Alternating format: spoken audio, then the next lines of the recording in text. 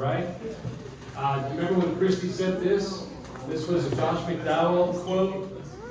Rules without relationship is what leads to rebellion. Kids don't rebel against rules just because you made some rules. Kids rebel against rules because you didn't have a relationship to start with. And you jumped into their life at age 13 and started telling them what they could and couldn't do. And all of a sudden it's like, wait a minute, where have you been the last 7 years of my life? And now all of a sudden, you're way involved in my life and you're going to tell me all about what I can do and what I can't do? Sorry. I'm sorry, Dad. Gone. Ain't going to do it. So anyway, they're going to rebel against the lack of relationship, not against the rules that you're making. Okay? So, Christy, do you want to start here, babe? Go ahead and go past. Okay. I'm going to give you all the bullets. Go for it. All right, you're going to be consistent. You're going to make it age appropriate. And we're going to focus on using love and logic right now. That is a great tool. It's my favorite discipline method. And it's the one I would start using it, not solely, but start using it even when they're little toddlers. Because it's doing something for me. It's training me how to talk to them by the time they are 4 and 5, and this really starts to be powerful in their life. Okay, I need to go to navigating discipline well. Want to do that? Yeah, can you jump together? All right, first of all, with children and even teenagers, especially hormones, think about the hormones in children. Are they acting the way they are because they're tired or sick, or a young girl is getting ready to start her cycle? Determine what's going on. Sometimes Mike would get this at the back door. Don't listen to a word she says to you, walk right by her. Because it has nothing to do. Are they bored? Children, if they're bored with their toys, then they're going to start using their toys as weapons against somebody else. Because it has a response. It's cause and effect. So if they're bored, figure out how to, there's a lot of ideas out there. Come to me later. Are they hungry? Sometimes the best thing you could do is say, let's have a snack and then we're going to talk about this in a minute. And sometimes that solves a problem. Autonomy, the need to be independent. They will fight for it. That's why a toddler, one of their first words is no. Because they're already learning how to be independent. So is that what they're looking for? Okay. Well, you're going to get the same result. They're still going to go to bed, but you're going to say, do you want to wear your Mickey Mouse pajamas tonight? Or do you just want to wear your Superman pajamas? Yeah. And you think for a minute.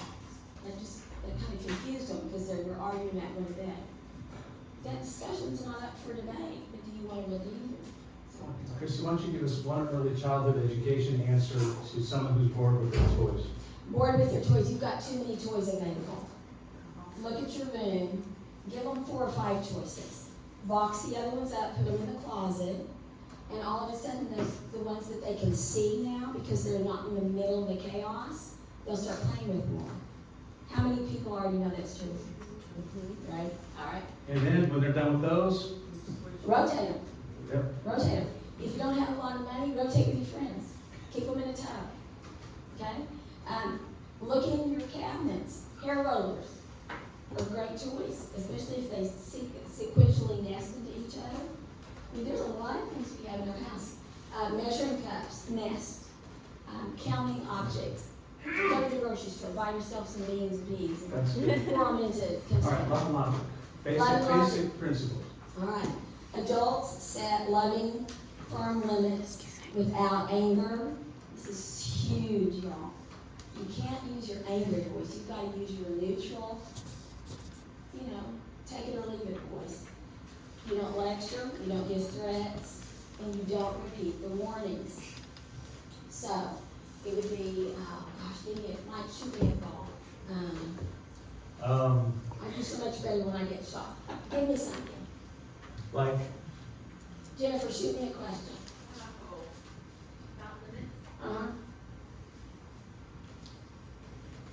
I don't want to take a nap. It's not time. I don't want to today. I don't want to take a nap. I hear what you're saying, but it's not up for debate. It's time for a nap. Come on. But I'm not tired.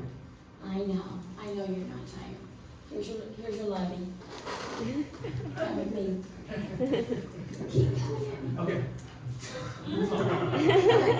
All right, but they keep arguing, and I keep going. I know, all the way to bed. I know. Close the door. I know. All right. Now, let me say this about nap time. Keep your nap times until they're teenagers. Even when they're home in the summertime, Mom needs a break. I mean, you can go to your room and read. Everybody needs some rest. Because now I know that we all have a wall. We have a, what is it, Russ? Window of circadian low. Yes. And we should capitalize on it. It's not called, not to offend them, it's not nap time anymore, it's rest time. It's rest time. You use your audiobooks. We don't want to offend that 6-year-old. All manner of things, but here's the deal, you don't argue about it. And then when it becomes something else, like maybe you have a son that just don't want to shower. Today's such and such day, and we agree this is the day that you're going to shower. Maybe on their island, you guys don't have to worry about it. You guys have nothing to do. But if you're in Ireland, you got to shower or whatever, and they want to start. But Mom, honey, I love you too much to argue about it. That's a one-liner, and I got that right out of the book. There are also Love and Logic YouTubes that are really fun. The guy that's the presenter does them. And then here's the other thing. There's a book in here by Danny Self. He used to be a Love and Logic presenter and trainer. Now he's at Bethel, and he teaches it. Same thing, but a little bit different twist on it with God. So it's fun to read that book too. Well, let me say this about books on parenting and on discipline. Read them, get the good, chew up the meat, spit out the bones. Don't choke on the bones and throw the whole thing out. There's something good in there. Just because you read a book and you don't agree with everything in the book, don't say, I don't use that book. That's what this whole parenting course is. We picked everything apart. We grabbed that favorite part out of this thing, that favorite part out of this thing, that favorite part out of that thing, and that's what you use. So the principle in Love and Logic is, I don't solve the problem, I lovingly hand it back to them. I wish I had a better example for, empathy. So you're going to provide empathy instead of nagging. Oh gosh, I'm struggling here. I need a scenario. What slide are you on? Yes, give me one. We read the Love and Logic. Give me one. The one I remembered was when the kid refused to wear their coach. Yes, refuse to wear their coat to school, or they don't want to get dressed to go to school. So it's 8 o'clock, we've got them in the car at 8:10, and they still aren't dressed, or they don't want to wear their coat, all right, so there's two choices. If you've got a parent at home, you can certainly leave them at home, and they can stay in their room without toys, without electronics, and with food and water, basically. Or if you don't have a parent at home, and that's not an option, I would love to load little Johnny up in his pajamas and put him in his car seat. And they might be wondering, because they were refusing to go, they didn't want to take their Superman pajamas off or whatever. But take them right up to their kindergarten teacher and say, here's Johnny, his clothes are in here. And he's going to be embarrassed. But at some point, the teacher is going to, say, we have to wear clothes at school. Or she might not let him even in the room. And it's just going to be a reality check, but I didn't solve the problem. Jennifer, I saw your hand. I was just going to say, I've done that with my own children. Oh, how about this? We had one that could not remember how to take his lunch to school. But remember what we did? We had lunch. At the beginning, he's in high school, for High heaven's school. sake. And so I said, okay, Josh, new year, you're a junior, whatever it was. You get 2. You get 2. Which means I'm going that way anyway, I'll drop the lunch off. I shouldn't have even done that. I did that for me. But there comes a day, and he doesn't have a lunch. Hey, Mom, I forgot my lunch. Yeah, you'll be okay. I've got a great dinner for you. And we would find out later, he became a master at Mooching off of everybody else. whatever. You know what? That's a life skill too. As it turned out, As it turned out, that's how he lived his entire sophomore year in college. Mooching off, I mean, he learned how to live, oh, you wouldn't believe what he learned to live on. Frugally. Thank you. He's a banker today. He is a senior vice president of a bank today. He is super frugal. Does that mean he's mooching off all of us now? Sorry. Okay. And here's another favor. How about one more favor? I'm sorry. All right, because we get this a lot. Kids that sit down to the dinner table, I'm not hungry. I don't want to eat that. I don't want to eat. Nope, I'm not going to eat that. Our family had a no thank you line. I mean, it could be tiny, but a no thank you. And this was in honor of the cook, right? Yeah, You've got to, because hey, they mom look at made me it, and go, take one bite. What is that? And Daddy would pipe up and say, we do not say that. Mom worked hard on this. Whatever. And you'll take one no thank you bite, please. Whatever. And we put a little bit of everything on their plate. They weren't expected to clean it. They were expected to be polite. And they were expected to stay at the table until everybody was finished. Yeah.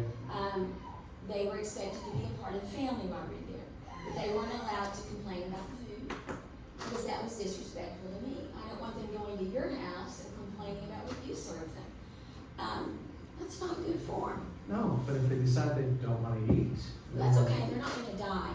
We don't live in a third world country, and in fact, in the third world countries, they get one meal a day. And so, you just let it just be, okay, we'll have breakfast in 12 hours, it's fine. Let it happen once. Let them be hungry. They won't die. That's They right. won't. And you can give them water, that'll fill up their little tanks, they're not gonna die. But you know what? The next time, they might try it, they might eat a little bit more, they're probably gonna grow into a healthier individual with better eating habits, so. Okay, so you're going to give choices then, or where are you going? Yes, Okay. give away as many choices as possible. When possible, let them make the choices, so that the day comes when they can't make the choice.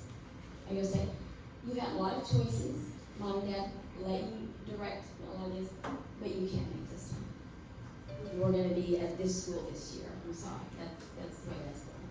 Whatever the hard decision was that had to be made. But by and large, you're letting them make choices about, for example, I know I want them to be in bed by 9 o'clock. Would you like to do this or this before you go start your bedtime routine? This is when they're older. When they're little toddlers, Mike's directing that train, and it's great, and they love it. But they get a little bit older, 11 and 12, okay, bedtime's 9. You got any homework left? If you want to do some reading, that's great. We'll be in to tuck you guys in, or tuck you in, or whatever, at such and such time. You know, there you go, TV's off, whatever, and then let them. Because I can tell you, I don't want people hanging around all night long at my house when I'd rather have some alone time with my wife to talk, to process, and just to be by ourselves. So just because they're done doing everything at 8 o'clock or 8:30, it's like, no, you're 8:30, you're in your room, you're reading a book, you're doing something, and then you're done. Right. Like, get out of the living room. This is for us now. Right. Let them do their homework the way they do homework. Yeah. You might do homework really well in a real quiet room with it being real peaceful. You might have a child that does much better with background noise going on. They might do better if they've got a basketball in one hand and they're memorizing something. There's a multitude of learning styles. Let your child do that one. If it bothers the other person that lives in that room, separate them for that time period. But give them some choices. They can decide whether they're doing homework first or taking their shower or whatever. That's up to you, whatever works out. When it comes to privileges that they want to have, you're going to have to decide when they're eligible for those privileges. Just because somebody's 16, they didn't automatically get to drive. They've got to, in our family, there were 4 things. Do you remember? Others oriented. They have to show responsibility. Can you delay gratification? Can you be guided by the Holy Spirit? Or your inner voice, or your conscience, or however you want to call it, to your child. So those are a given. If I have a real irresponsible child and they're quick-tempered, I'm not going to put them behind a car and be angry behind a steering wheel. That is not good. So those things are going to get worked on. Same answer would be for dating. Am I old enough to date? you might be in another year. Well, what do I have to do? You're doing great. I'm not giving them an answer, am I? You're doing great. Keep doing it. Keep doing what you're doing. I mean, they really wanted an answer. But there will come a time when they Well, come to typically they want a number, oh, yeah. right? Remember Bounded bounded set thinking? When's my day? Is it here yet? You know, kind of thing. And you That just gotta say, wasn't- no, here's what we're working on. This is where mom and dad see you still kind of struggling. And until you get these kinds of areas straightened out, no, there's not gonna be a date. There's not gonna be a car, whatever. When you see them making wise decisions based on that inner voice, the Holy Spirit, it's God talking to them. For example, it comes out, I'm not going to hang out with her anymore. Why? Tell me about that. Well, she always talks bad about so-and-so. And that's really, yeah, I can see why that would bother you. It would bother me too. Good choice. You know, good choice, or, you know, I'm sure that really hurts God's heart too. That's not something you, yeah, I get that. You're just affirming that they're walking in a wise way. All right, Okay. Mike, I feel like we want to jump Go over to baby. sex Are you and doing great? sexuality. You're doing great. Okay, Mike, last thing, my favorite line in Love and Logic, I love too much to argue. That comes in so handy when they want to do all manner of teenage wild things, and there's no room for argument, and I love you too much to argue. Just, would you say something? I love you too much. And don't be afraid to say the same thing over and over Listen, you don't have to and explain. over and over again. Yeah, when the answer doesn't change. Here's some books. Yes, these are the books I recommend. This is for little bitties, so young children. Basically, what you're going to get in here is when you have a temper tantrum and you're not really able to do Love and Logic, you're going to pick that child up and you're go and I'm not saying the first time, but you know they keep breaking down and I'll pick that now it's a grandchild and I'll pick him up and I'll say no fun. And I'll say, no fun. I put him in his crib and I stand right outside the door. And I wait for that screaming to slow down. And now he's stopping because he's wondering what I'm doing. He stops. I peek in and I say, are you ready to have fun? Are you ready to have fun? And then I go pick him up and bring him back in. And all it taught him was there's no reward for losing my cool like that, in my words. And so he learns that. And if it happens again, oh, no fun, and we do it again. And then whenever I get a pause of at least 10 to 20 seconds, if I keep repeating this, I give it a little bit longer. 20 seconds, 30 seconds, I let it go longer. And when it stops, and we, are you ready to have fun? And they come out. Love and Logic is what I just went through, but there's so much more, and you have excellent teachers in this church. Jennifer Milner is spot on with this. Cheryl, you've got experience. Deborah, over in Zoomland, has experience. Call on your wise mothers, they'll help you with that. All right, Okay. Good. I didn't mention Danny Salt, but he's the same thing. Okay. All right, we're going to leave discipline, but before we do, Questions? time for a couple questions. Discipline, speaking, wise. Christy's awful good with this. This is her major. Early childhood education. Did I lean on Christy a bunch when it came time to figuring out how to appropriately discipline children? Yes. You know what the method was that I grew up in? What? Bam! That was my discipline style. That's what I grew up with. I knew that wasn't right. I sure didn't like it as a kid. But I so depended on you to teach me how to do this. So So basically, great teacher. Any questions? let the consequences fit the, That's right. fit the crime. Yeah. How did you transition, or how did your kids transition to their own time management? What ages? What were some situations? Okay, the question is, how did your you repeat the question, I'm so froggy. How did children? I got a microphone. How did your children make the transition from you telling them for time management, where you were kind of managing at the time, to them managing the time? What did that look like, and about what age, or I don't know. I think it would come as early as possible. For example, in grade school, I would let them watch I would say, when they can kind of watch a clock a little bit. Time management even happens when we start setting timers. Or even when you begin saying things like, we're gonna leave for church in 10 minutes, 5-minute warning, and then 2-minute warning, if you don't have your shoes, look for your shoes. We're loading up, I can't find my shoes. Oh man, that's a bummer. You're going down on, you know, you just go, okay? So, it really happens as they transitioned into junior high. I think that's when we gave them their first alarm clock and we expected them to get up, okay? Somewhere around junior high, high school, depending on the child, the girls in my family seem to do it a little easier than the boys. They would make their own lunches.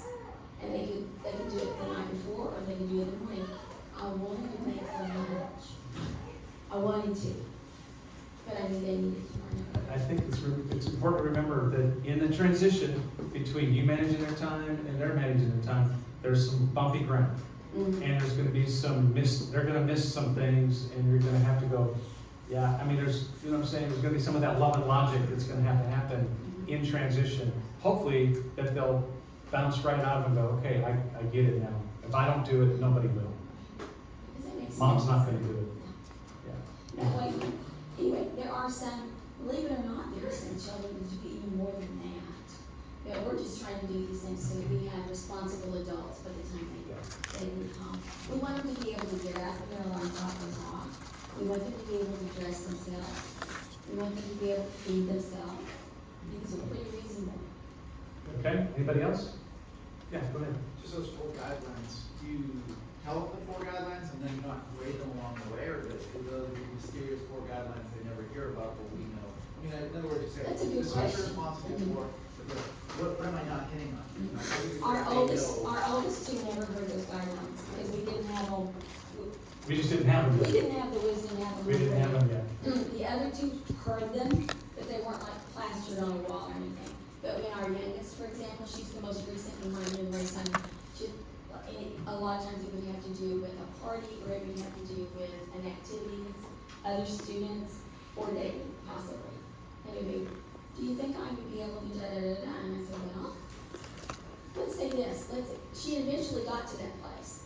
And the answer would be, you know, you are very responsible. And I have noticed on A and C occasions, you've really demonstrated, you Self-control. And you follow God's voice, honey. I see you, I trust you. You know, you take him with you wherever you go anyway. I'm just glad you're listening to him. And you catch them at doing good stuff, right? You catch them doing self-control and hearing God's voice and following, you know, and putting other people before themselves. And you rush in and you say, I saw that. You did this. I'm so proud. I mean, you noticed and you told them you noticed when you start seeing those behavior patterns. I know that technology was available at so-and-so's house. I also know that you didn't even go in that room. Yeah. How do you know that? Francis, you have a question? What is the best way to discipline your child? Is it by speaking to them by low tone of voice or high tone of voice? No, I didn't. Nothing in anger. Yeah.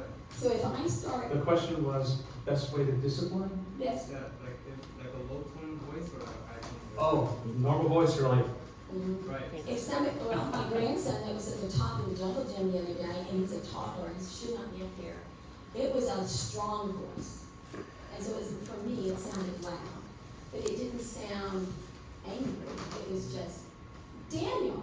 It was, you know, get your attention loud, but not angry loud. But when I'm disciplining someone who hit their sister, for example, I'm not saying, oh, you selfish child, you're not remembering you before me, blah, blah, blah, blah, blah, blah. I have lost my opportunity to teach anything. Absolutely zero. Instead, I might say, you know, you and Hannah have been having trouble this week. It's kind of making me think, I don't think you deserve to play with each other today. And so, the rest of the day, And then overnight you had planned with that friend this weekend? not yet.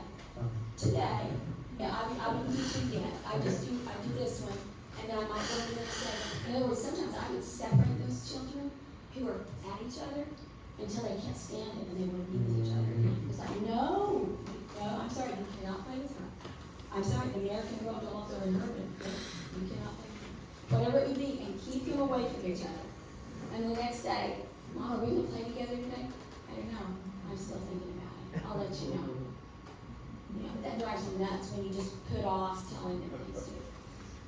Or another scenario, if somebody breaks some kind of rule or something that was bad or whatever, and I don't even know what to do about it myself. And a great thing to say is, don't worry about it. Go back to your homework. Dad will be home a little bit, and we'll pray about it, and we'll let you know. And they know it was an offense. Perhaps it was a direct disobedience and something they weren't supposed to do after school, and they did it, and they know there will be a consequence related to that offense. And I say, don't worry about it. We'll talk about it. We might even wait until the next morning, and they'll come to us and say, "What did you and Dad decide? Did Dad tell you anything?" "No, we're still praying about it." "But don't worry, it'll be okay. We'll let you know." Anyway, that's part of the torture, is waiting to find somebody who's But most of the time, Francis, I think the point with Christy is in Love and Logic is an even voice. It's a nice, even tempered voice, logical, adult, right? We're not going to turn into a child ourselves while we're yelling at our child for yelling. Right. So anyway. Respect. But on occasion, there were occasions where we had to raise our voice to get attention because something usually safety related was going to happen. Otherwise, it's just nonchalant, back and forth. Yeah. They give me the answer that is totally wrong. Okay. And Okay, one more question. Anybody? One more before we move on to dating. again, Anybody? tap your women in this church because they know Yeah, they know their absolutely. stuff. You're doing so good. I think we might be able to make it. All right. What's like everyone? Okay, thank you. And we did Q&A, sexuality. So you've got your slides in front of you too. We're going to walk through some milestones. One of them is age-appropriate sexuality talks. I know, Christy, if you want to start with little people on up without. Okay, this is just real quick. Make sure you know what they're asking. Okay. Before that, use appropriate body language for body parts. I know for some people that's really hard. It was really hard for me, but I got over it and I did it. So you can do it too. The reason being, it helps when you're in the doctor's office because the doctor's going to call a penis, and he's going to call a nipple, and he's going to call all the other body parts that we think are. They have a name, so use it. It's okay. Age-appropriate sexual talks. Little boy said to his mom, "Mom, where did I come from?"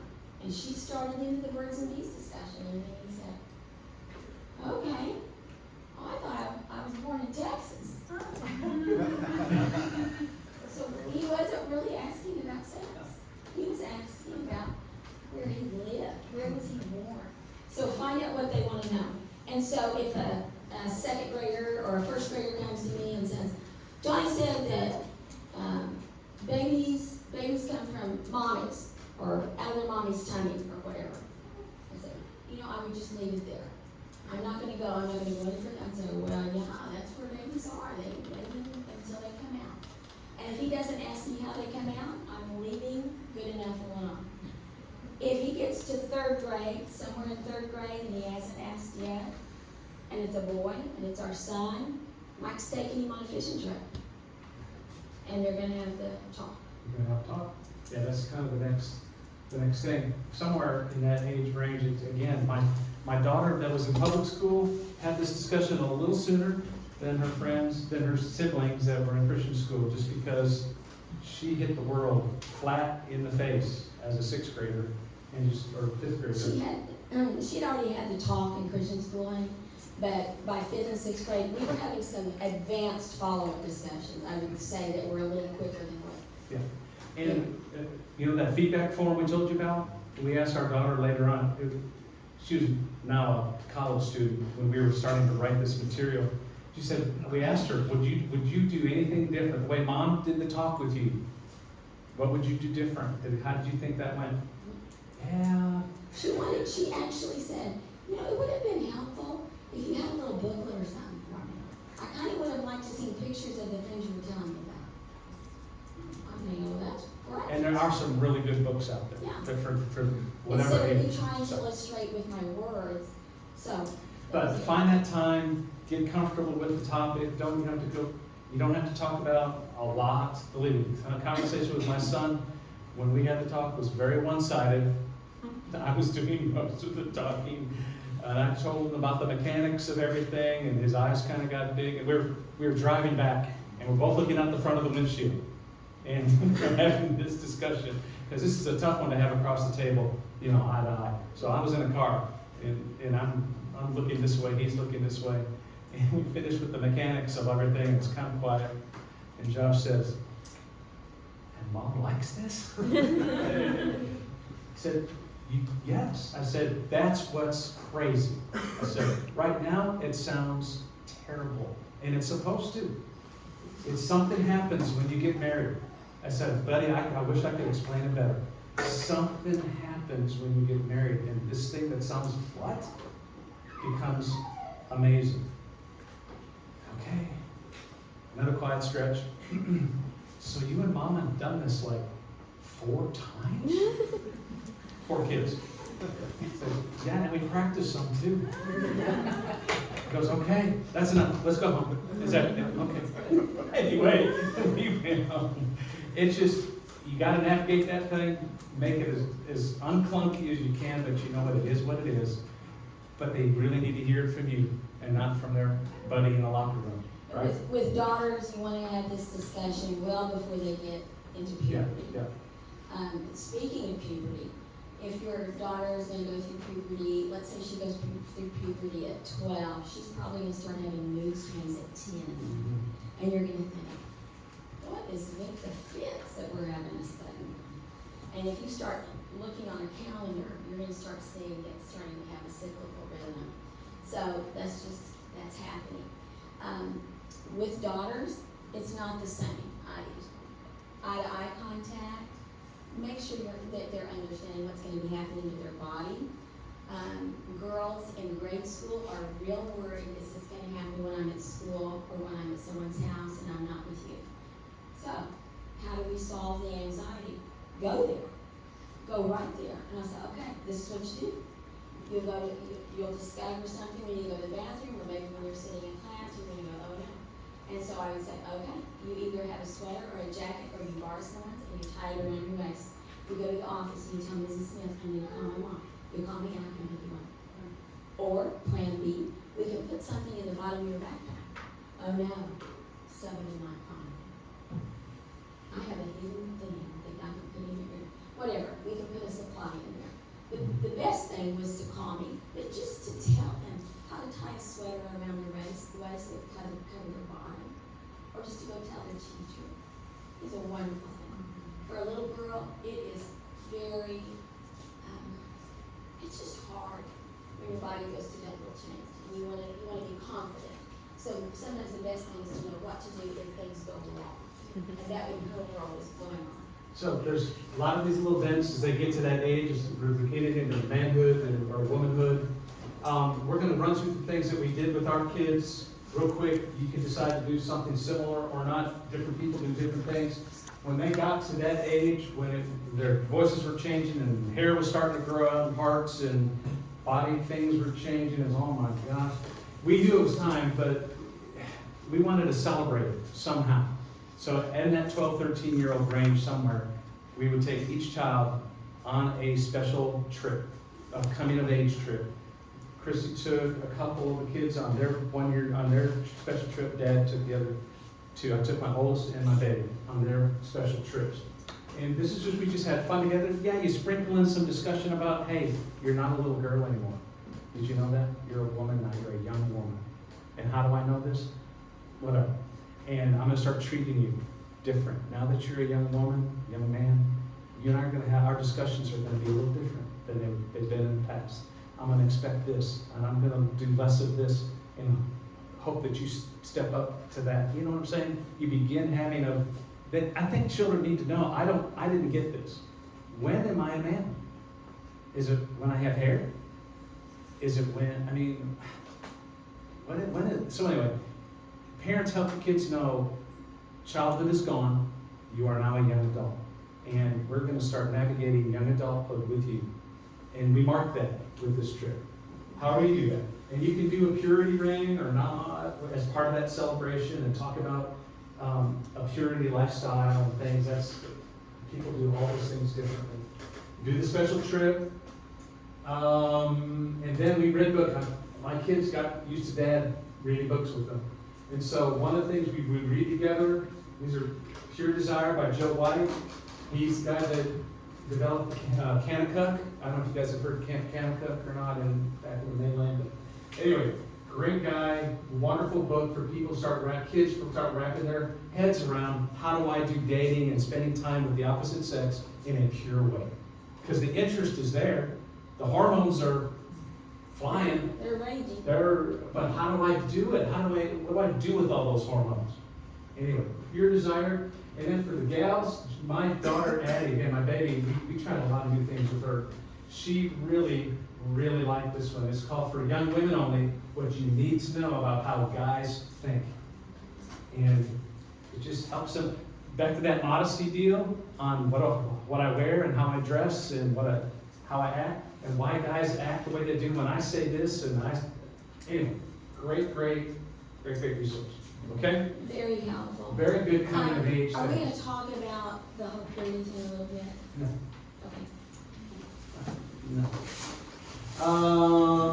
Okay. Okay, so You can ask a question if you want. coming next.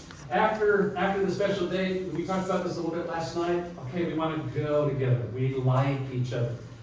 Help them navigate that, right? This is usually the age group. They can't drive yet. They don't have friends that drive yet. You're doing all the driving. So you're kind of in control. And you can decide, and again, at this age, it's mainly group things. We did not condone any one-on-one stuff happening during Okay, this. I'm gonna interject here because I know in the environment that I'm in a beach environment. A lot of you guys live neck to neck to neck to neck to neck to neck. So maybe your kids at age 12 don't have to drive. And you might not want them in your house 24/7 either. You can have rules for yourself. You don't have to have teenagers in your house until midnight. And you say, look, on Tuesdays, Dad needs the house quiet. So nobody's coming. It's just us. Whatever. Or just say, all new things are over by 9:30 or 10 or whatever your deal is. You guys, you're the ruler of your own home. You can have your own house rules. And your children get to live there. And they get to abide by those rules. Or they get to have a uncomfortable consequence. Dating. Again, we've got a big question mark on when that starts. We talked ad nauseum about how are they doing character-wise. Before I let them loose on their own with a young man or a young woman, they really need to be exhibiting some good character traits like self-control, like honesty. I mean, I want them to tell me where they're going to be, and that's where they're really going to be. And if they're lying to me, they're not going on dates. Okay? I mean, we're going to work through that lying thing before we get to dating. So on and so forth. So, at some point, it's recreational dating. It's not the forever person. This is really dating for recreation, dating's sake. As we shared with you last night, our first one, we were the hardest on dating and really held the line with him. He went on a few dances and otherwise didn't really date in high school. I remember driving back on another fishing trip with him, and we were in 20 years later, as a 31-year-old, we're driving back from Texas. Hey, bud, Mom and I are fixing to go on a conference. You tell me, how did we do? Blah, blah, blah. He goes, yeah, did a great job. He said, one thing I do have a regret, though. You didn't let me date. I had this little gal in my Sunday school class, in my Christian school, super sweet. I thought I was ready. You didn't let me do it. You didn't trust me. You didn't trust me. And it really hurt.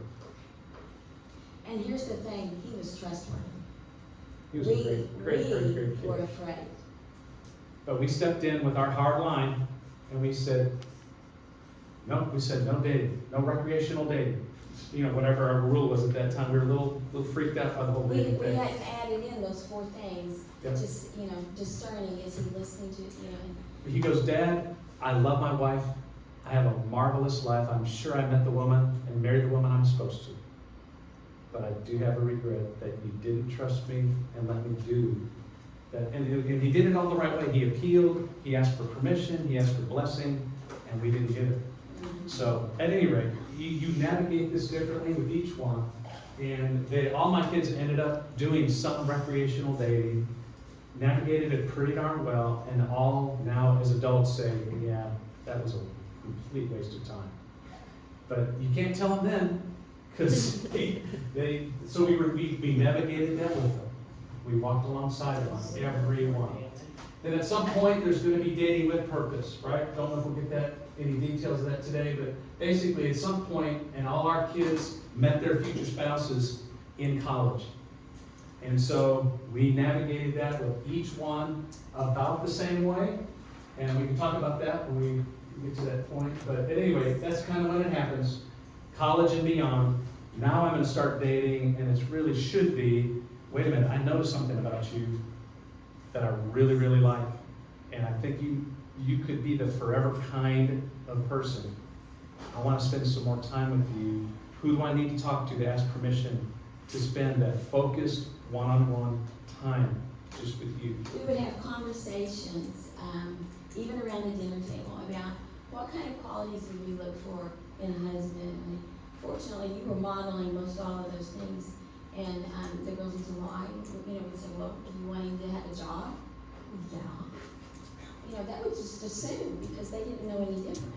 Well, okay, some guys don't have jobs. Okay. Well, what else would be good to, and you just go through the list and you get it all from the physical meeting of needs all the way to the spiritual needs. Do you want a man that will grab your hand and pray for you if you're sick? Do you want a dad that's going to say, our family will go to worship on Sundays? That's something we will do regularly. Or is that optional to you? And the girls would go, well, I'm wanting to do that. Okay. Start praying for these things to be evident in the person you look for one day. Yeah. Pray specifically. And they'd start praying for that person too. Mom and I were always praying for their future spouse. We were asking them to join into us to pray and recognize when that perfect spouse, when that spouse came on scene, they'd recognize. And the same thing with our son. But Oh, heavens. we're Yeah. going to jump on. Okay, Chris, you want to take some of these kind of items around dating? You know what, I'm going to read through them because there's some other fun stuff coming up. It doesn't matter how well you navigated dating as you grew up. And again, I think I told you earlier, don't tell your kids all the details. You know, that acronym TMI, too much information. Don't paint a picture for them. All my kids ask me, so Dad, how did you do dating? I said, yeah, loved your mom, we started dating early on, we made some mistakes. I said, that I don't want you to make. So here's how we're going to do it. Enough said. And that was all we Leave said. it there. We did a good job, your mom and I did very good. We could have done it better, so that's why we're teaching you the better way. Here's some even better things that'll help you. That's right. So, again, they may prod you for more specific information, but I just encourage you to let enough be enough. Yeah. Again, in just about every situation, too much information isn't always helpful. And don't turn them into a counselor. You can go to someone else for that. Have courage and hope for your kids to navigate dating even better than you did. Obviously, and your kids don't need to know you. Okay, good. Let's go to the next slide. I'm really rushing you guys because I know the good stuff. Okay, we're almost there, huh? And look, you guys, we're making. all right. Okay, how about Dad's dating guidelines? That sound interesting? Okay. We talked about this last night a little bit. When my girls found a guy that they wanted to spend one-on-one time with in their early teens, they were still living at home. Yep, I can go out with you. You got to talk to my dad. Okay? Okay, stop. What if we have, I'm sorry, but somebody will end up being divorced or widowed. Ask mom. And if you don't have, Sure. Who's or ever in ask charge? your uncle or Yeah. someone else. The point is, you want a a man to have some courage if he's gonna have your girl. He needs a backbone. Okay. Yeah, if you've got that new motorcycle sitting in your garage and some guy off the street came and asked you for the keys to your motorcycle and say, hey, I just don't drive, that's the coolest looking motorcycle. Can I drive that around the block a few times? I'll bring it right back. I don't know. Why would you hand your daughter over to a guy you've never met before? You know what I'm saying? Until we get to know each other a little bit better. Until I can ask you a few questions and we can figure this. You're also asking your daughter to tell you some things that are those character-driven qualities that you're gonna ask about. Again, dads, don't be afraid to tell them no. We talked about this last night. They don't honk the horn at the street and your little girl run out there to meet them. No. They come to the door. They go through dad. Remember, all paths to daughter lead through dad. And so they come to, and what does that show, though, when they get out of that car and come to the door? A little courage.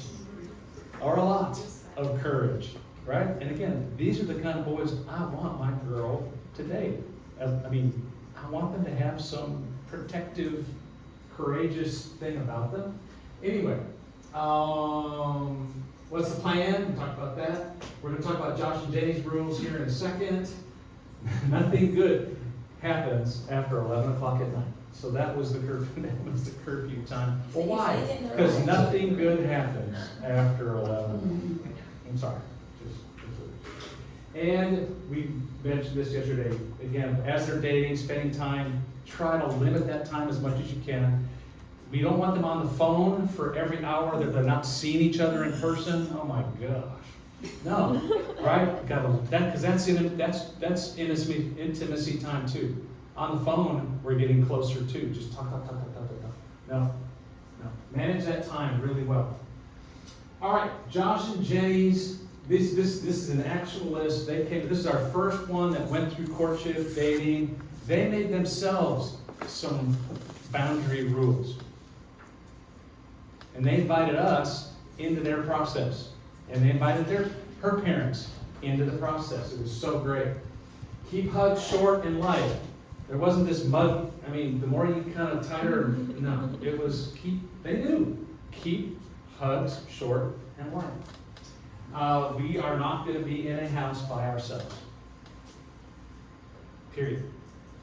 They knew that hormones are hormones. They trusted each other, loved each other, but why tempt evil? Right? Why even tempt it? No hanging out in a bedroom. Doors open, doors closed, whatever. Well, no doors closed. But we're sure. What is it? The implications of being in a bedroom together with someone I really like. It's just, again, get out of, it's not time yet. I'm sorry, it's just not time yet for that. And this is their rules, not ours. This is their rules. Keep clothing zipped and buttoned. Duh. But again, this is what the hurdle that they've set for themselves. We had no complaints. No alcohol. Alcohol blurs judgment. They knew that, and they said, not while we're on our dates. Nothing's going to blur our judgment while we're out together and our decisions. And they decided, we are not going to say I love you until we're engaged. And why is that? You explain the difference between girls and boys on the level. And I grab this and use it with my girls that were to follow, that were just going on dates, right? Just going on dates. I said, girls, you gotta be careful about one thing. Boys play with love to get sex. Just tell me. Girls play with sex to get love. Say it again. Try.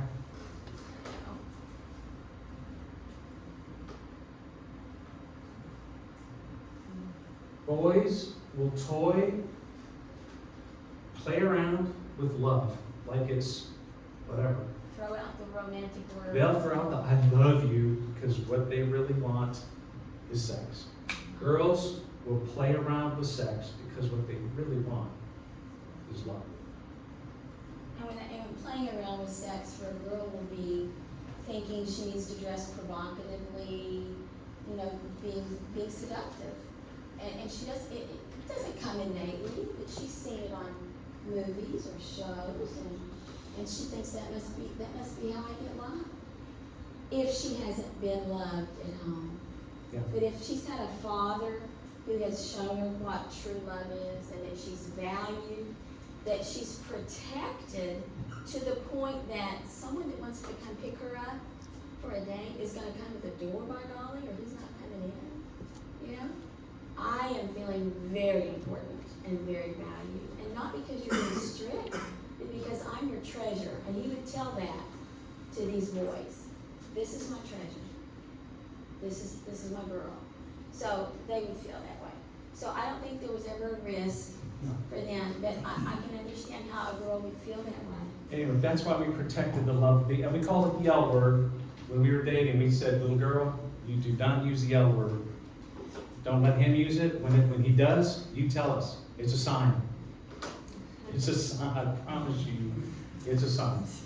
Now we would even tell the boys that. You bet. And And kiss while standing. Again, why? Well, no, it's probably self-explanatory. This is their list, not mine. All right. When do we know? Anyway, Josh and Jenny's dating list. How about that for a self-developed list by your kids? Holy cow. Anyway, better than I did. Just telling you. Green lights. When is it time to turn the corner from, hey, we're just recreational dating, or this person is now, wait a minute, I want to date with purpose. This could be the one. I really think this is the kind of woman, kind of man that I can take home. My parents will love. I could love. Anyway, so on and so forth. Number one, are they, back to this morning's, right? Are they sold out followers of Christ? Not just say they're Christian. You've been around them enough, and we're going to be getting around them enough to know, are they sold out? This is what they're all about. And they want you along that ride with them. Are you really ready? I mean, let's talk about finances. Let's talk about responsibilities. Let's talk about, a lot of it really kind of centered around finances, but other responsibilities at that point. Are you ready? I can think of an example. We have a young couple right now who had some really, she had an alcoholic father. He had an absentee father. And they both were healthy enough to know they were going to have some challenges. And they decided to do 6 months worth of counseling before they even entered into a season of engagement. Man, maturity, wisdom, and they love Jesus. Those kids are Delayed going to be fine. gratification. Yeah, they're going to be fine, and they're married now, by the way. But they did some things. We had a son-in-law, Luke, our Oldest daughter. yeah, that one. And he did not have good fathering model for him. But he had gone to this Christian camp, and that counselor at the camp, he was talking to him, and the counselor said, Luke, you want to come and live with Lisa and I over the summer? And Luke said, I do. I just need to know what a good family looks like and what dads really do. And he would sit at their dinner table and watch and see how they interacted, because he didn't see healthy interaction with his parents. And so that was the beginning of him making a change in the trajectory of his family by what his past looked like. He wasn't going to let that shape his future.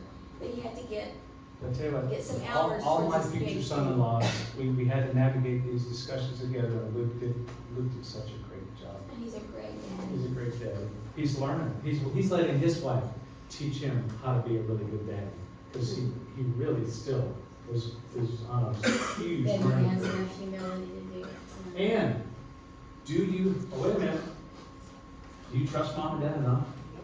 Do you have a relationship with your mom and dad to even let them know that you like somebody? B, that you would want their approval, and C, support, like come around, help us please walk. Mom and dad, we think we really like each other, we want to focus on each other, we think we might be right for each other. Will you walk with us and help us make sure that we're making the right decision on this? If they're willing, if they're that mature and they're in that kind of place, I think they're ready to take that walk, right? They're ready for this stage of next steps. Does that make sense? Okay. So, anyway, a couple, oh, and do you have inner peace? Whew. I don't know if I should tell. That's the fourth one and all the things. Oh my gosh. Tell them, it's good. I can tell you, both my younger siblings have been divorced and remarried. I'm the oldest of three. I've asked each one at some point in their adult life after their remarriage, I said, hey, Christy and I work with couples all the time. Can I ask you a really personal question?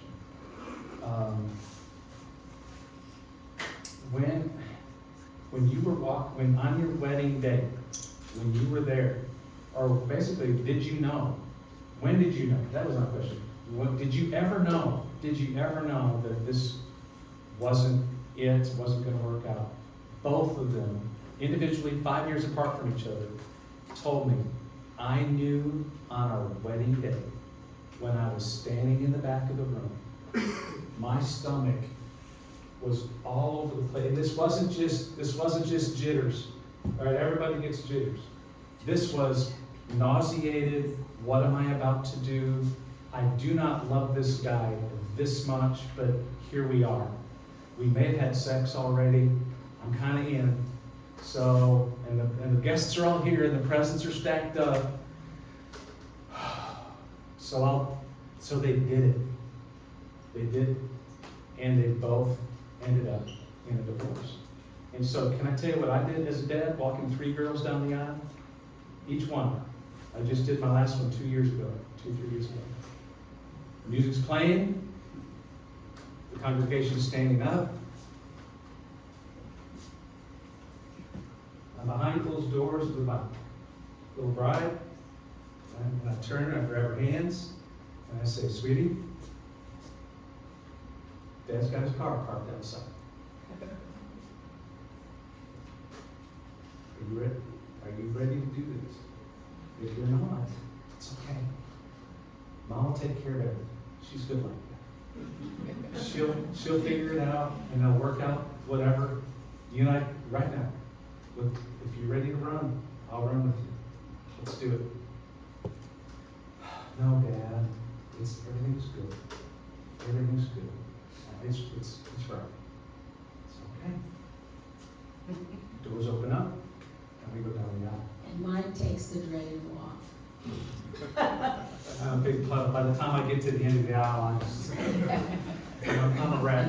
But anyway, because we want to make sure our kids are feeling and hearing and respecting this too, right? Up to the very last minute, I want to know.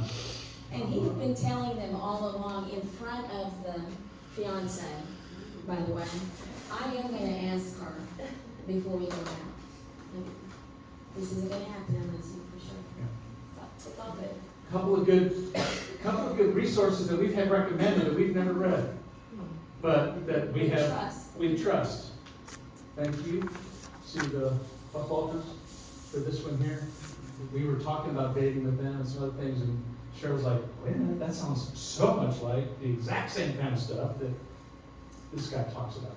So anyway, and God Cares for Me. This is a series of books around sexuality and how to teach your kids about sexuality, pornography, body parts, identity, all that kind of stuff. And that was recommended by our youth pastor. Our youth pastor at our in his Lord. life. And we We trust him. So. Okay, guys, if you don't remember anything else, remember there's one thing. You're going to make mistakes, but love. If you're doing this out of love, if part of your motivation in raising these kids the best way you know how is from a heart of love, you're going to make mistakes. We did. Many of them. God is going to be good about that. He's going to cover those. He's going to be okay with those. If your kids make mistakes, your kids are going to make mistakes too. Guess what? When we're giving them these choices and we're giving them those boundaries, that we're trying to counsel them into a good place, some of them are going to make bad choices. But not irreversible. but they're not irredeemable and irreversible, okay? They're there hopefully still in your house where you can gather around them and love on them through these kinds of things. God is so good through our mistakes in parenting and through their mistakes as they're trying to navigate getting their new wings, you know? Hang in there. Hang in there. We love you It's guys. not for cowards. No, parenting's not You for gotta have wimps. a backbone. Hang tough and hang together. We love you guys. Thank you very much.